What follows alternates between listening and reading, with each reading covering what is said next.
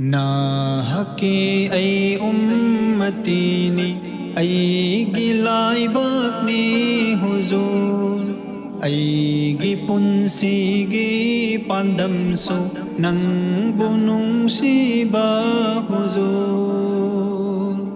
Nahaki ay ummatini ay gilaibak ni Huzur ay gipunsigi padamso ng bunong siba Huzur. Ay gitamo'y taway ning sagi pantungpam na hagni awa bay itag ipongda santigi ipalahak ni Thawai hak chang kat thok pai matik chaba suna hak ni nung si bay pandam sunang ni pantong pham du suna hak ni Holy baning sa kuding nanggi damak tani Huzur katok jadi pun si chup na nanggi damak ta Huzur.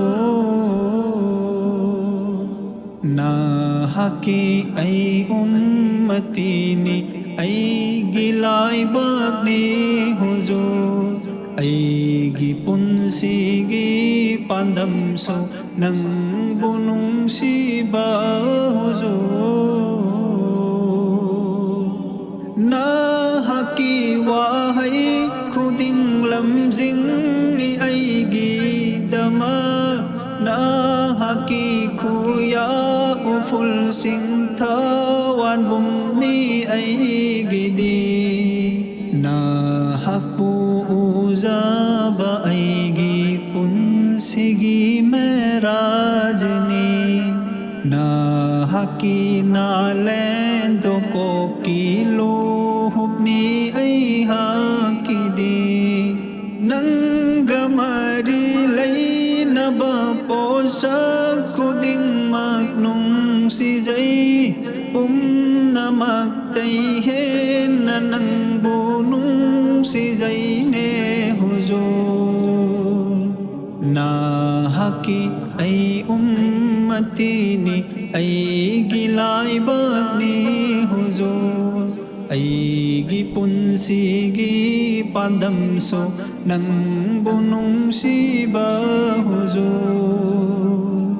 Mitsam kaya nang gimiting na ning tao oy hanki nang gipaw ta kaya na wakal kaya ngan toy na hanki hantaba kaya nang gimaram day atoy ba oy ki nang gipaw zen na jibaday mi oy hanki ahasano ajmalo afzal na traga thak manaba kusep sing dalay tekana nang gamana ba Huzur.